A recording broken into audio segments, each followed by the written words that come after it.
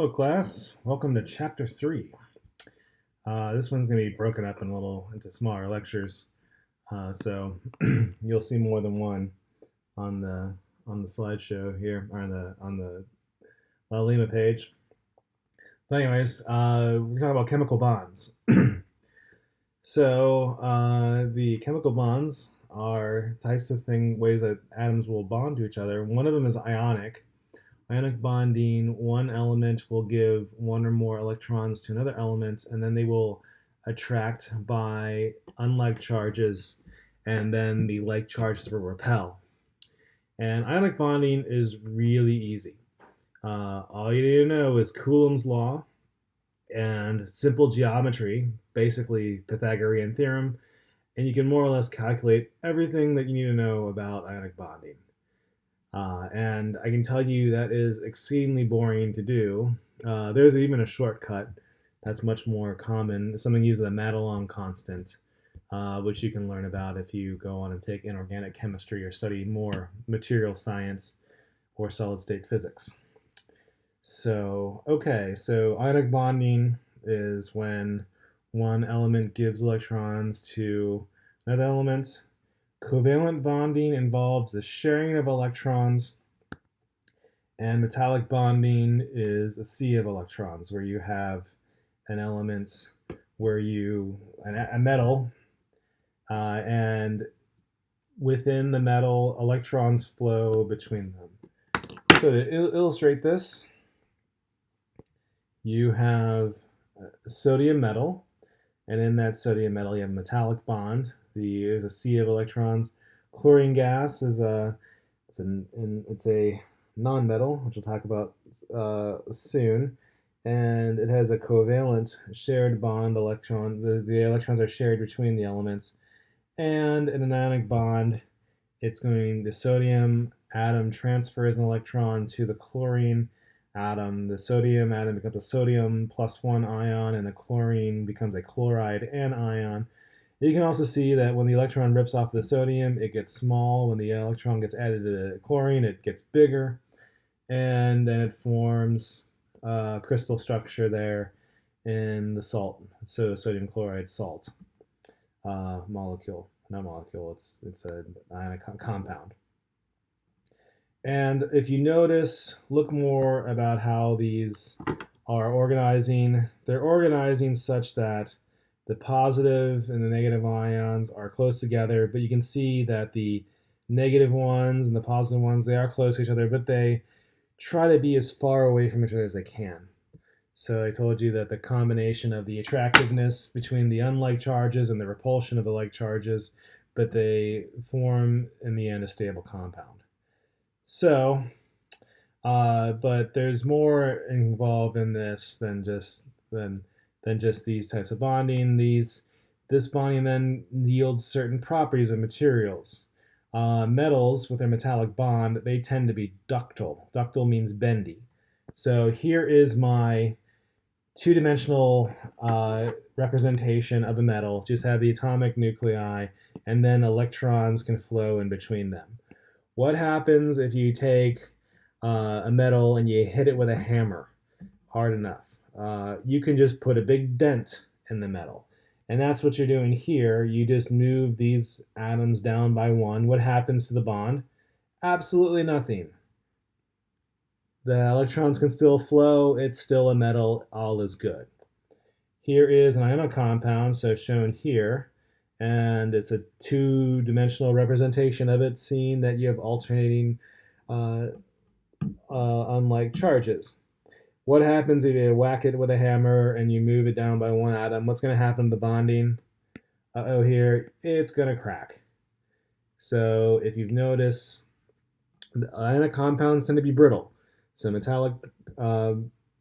metals are ductile, they're bendy. Ionic compounds are brittle, because if you hit them, they're going to shatter. Why? All you have to do is move it one atom. That's all it takes. And you can shatter the compound. So that's why you can take salt and you can pound salt to a very fine dust. And we're also going to learn more about about molecules, so like what these mean. So now let's look at this representation here is CaOH2.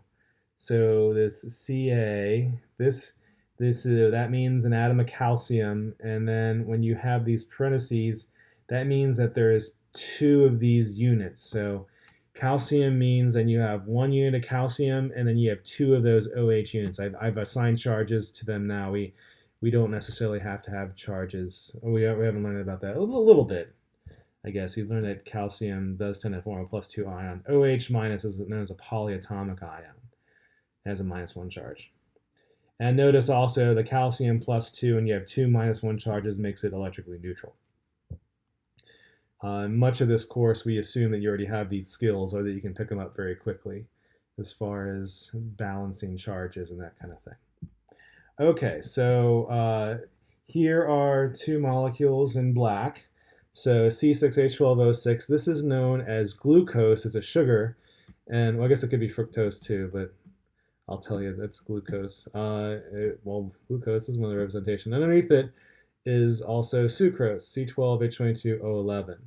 And glucose, so sugars are known by dietitian as carbohydrates.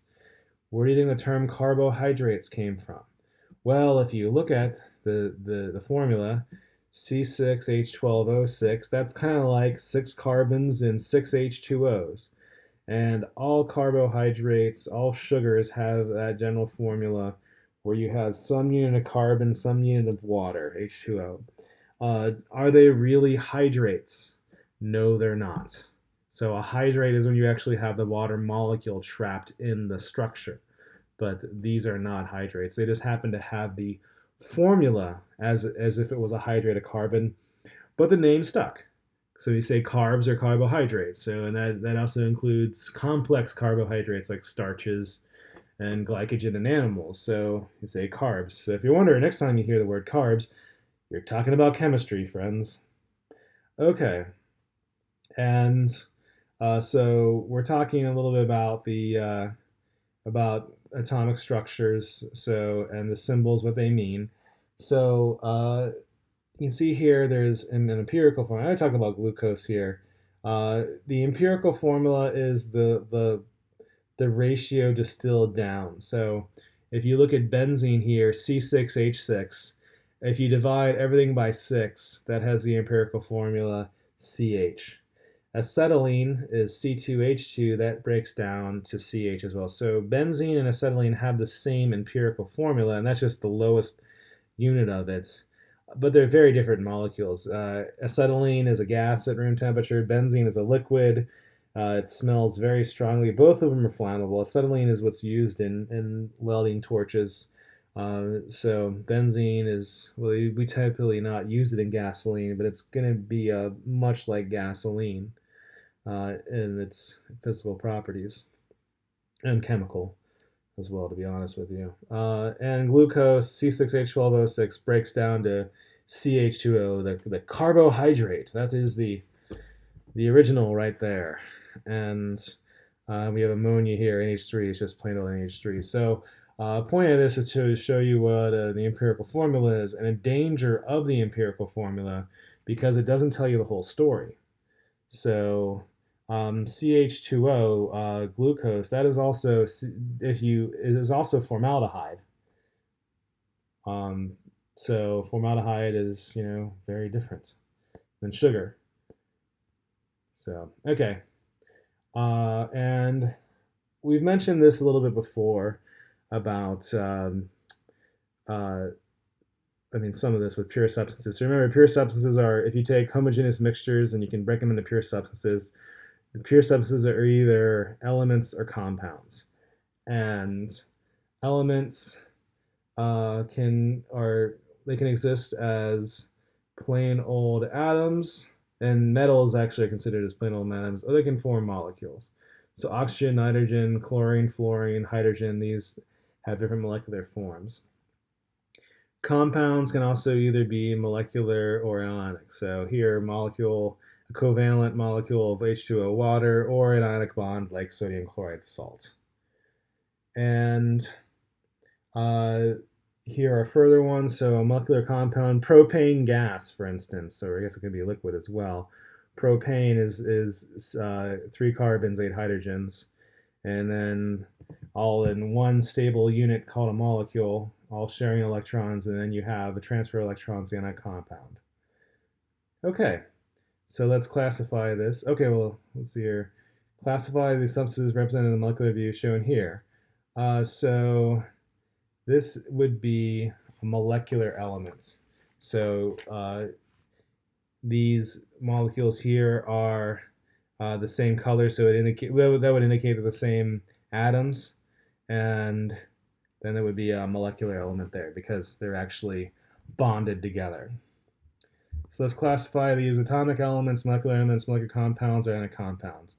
Xenon, I guess you wouldn't really know this. Xenon is a noble gas. It's not going to bond with anything. This is going to be, I'm going to call it atomic element. This is an atomic element. They're nickel chloride, nickel 2 chloride. This is a metal and a non-metal, and we haven't quite covered this yet, but metals and non-metals, they form ionic bonds. So this would be IC for a compound. Bromine actually happens to be a molecular element going through there, and NO2. So this is 2 elements, and they're non-metals. Non-metals form covalent covalent molecules. It's a molecular compound. And sodium nitrate here. Nitrate is a polyatomic ion. This is ionic compound as well. So I know one thing about chemistry. Here we are teaching you like, oh, here's some stuff we'll learn later. So sorry as I'm teaching you things and showing you processes about things that I haven't taught you yet. We will learn this soon. So, okay. When it comes to naming things, so we're going to go into naming compounds. So here, with naming atoms, so we have name of the cation, the metal. We have calcium bromide. So I'm sorry, I said in the bottom. When you name simple metal, non-metal, you have the name of the metal, the cation, and you say the base name of the non-metal plus IDE. So for the compound formed between calcium and bromine, you use the word calcium, and then bromine, you short it to brome, and then put the IDE. So this is calcium bromide, and this is just binary 2 of them. So that's easy for that. Some cations, though, have multiple charges. So for instance, lead, and you can see here's a list here. Lead can be +2 and +4. And we used to have older names here. So iron +2 was known as ferrous, iron +3 was known as ferric. We tend not to use those anymore. So, but you might hear people say this. So, but the way that you deal with this is that you include the charge of the metal in Roman numerals and parentheses. So if I say lead chloride, how do I know if this is a lead +2 or a lead +4? I would say lead 4 chloride. I would write it down as lead 4 in IV. Here are the charges in Roman numerals if you didn't know them.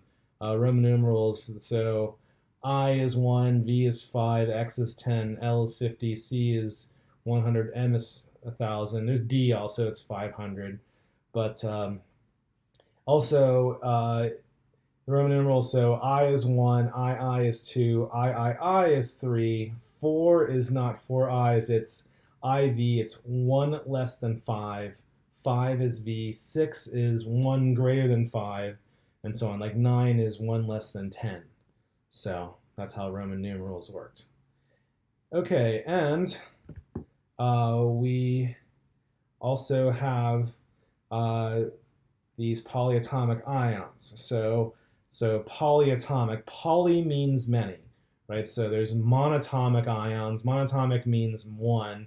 So if you're in a monogamous relationship, how many people are you currently going out with? The mono means 1. If you're in a polygamous relationship, a poly relationship, how many is it? It's 2 or more. So a polyatomic means 2 or more atoms. So polyatomic, 2 or more atom ion. And here they are listed. Here are some common ones. So you have like peroxide, or is there hydroxide on the list? Yeah, it's on the list. That's just 2. But you have acetate that has many more.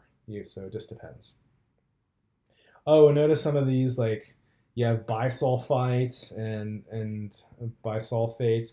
The word bi in chemistry class means extra hydrogen.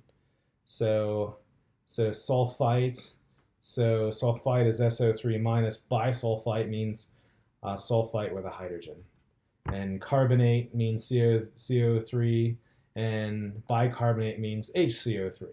So if you wonder what the bi stands for there, it doesn't mean 2, it just means extra hydrogen.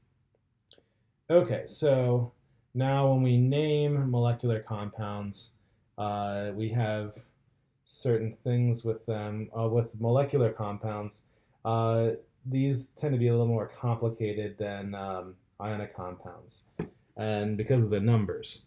But it's still simple. We have the prefix.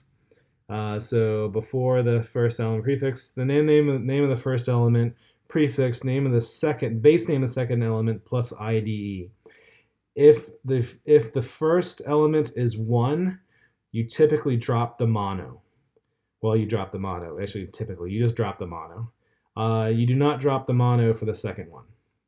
And there's the numbers there. Mono is 1, di is 2, tri is 3, tetra 4, penta 5, hexa 6, hepta 7, octa 8, nona 9, deca 10. In some molecules, we have just common names for it. Like H2O water, we don't call it dihydrogen monoxide. And NH3, we call it ammonia, we don't call it nitrogen trihydride, for instance. We have common names for things. And many molecules that you would think that are not common names. So like ascorbic acid is actually anti-scurvy acid. That is a common name. It's not a scientific name. Okay, so let's name these. And A here, we would call this, it's 1 nitrogen, but we drop the mono, so we just call this nitrogen, and then it's triiodide. So we have the tri here. And I can tell you, if you ever type these on like a word processor, the spell checker is just going to go nuts on you. So this is A. B. So B here is phosphorus. Drop the mono because it's the first one there. Phosphorus pentachloride. So chlorine chloride. So I always misspell phosphorus. Is it phos? So it's no U. I think keep on thinking I'm British or something. Phosphorus. That's an R. That's not an N. Looks like an N. Phosphorus. Phosphorus pentachloride.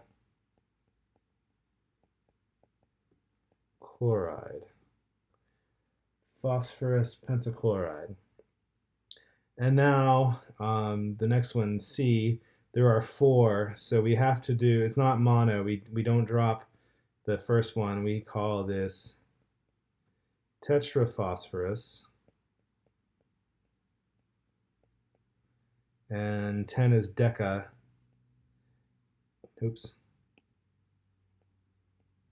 deca sulfide. So sulfur sulfide. That's tetraphosphorus decasulfide, like that. Okay? And now naming acids. So for binary acids, binary means 2. So 2 things. You have hydro, base name of the nonmetal, plus ic acid.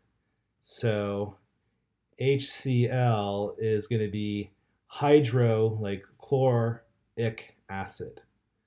And the oxyacids, so oxyacids are ones that contain oxygen in them. We have the base name of the oxyion plus ic acid. That's if it's 8.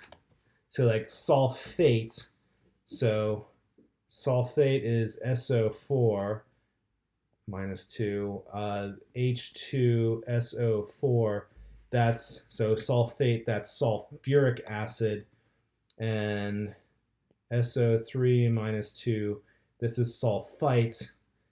This is sulfurous acid. H2SO3 is sulfurous acid. And the unfortunate thing is there is no convention over which one is 8 and which one is ite. So, for instance, nitrate is NO3 and sulfate is SO4. And chlorate is ClO3. So you just kind of have to know that, unfortunately. The book doesn't include this, but if you have if you have one more, so HCl4, so chlorate is ClO3. If you have an extra oxygen, you put the per in front of it. So extra oxygen is from the 8 is per in front, and if you have one less oxygen than the ite, it's called a hypo. So I've included those there, although it's not specifically mentioned in the book, but I wanted to show it to you there. So here is the flow chart here. So for metals and nonmetals, this is what it'll form. And if it's only one type of ion, you have the metal name plus the base plus IDE. So it's a thing like calcium. So calcium iodide there. If there's more than one, so iron typically has +2 and +3. In the case of FeCl3, that's going to be iron 3 chloride. So molecular nonmetals, you have the prefix, name of the first element, prefix, base name of the second element, plus IDE. The prefix mono is dropped for the first element, not for the second. And the oxyacids mentioned here for binary, just 2 of the acids for binary 2 elements. Hydro, base name of the nonmetal, plus ic acid. So HCl is hydrochloric acid. And oxyacids for the 8s, you put the base name plus ic acid, and if it's an ite, then you take the base name and put us at the end, and then you say acid on that. Hopefully that makes sense, but we will see you then for the next part of chapter 3.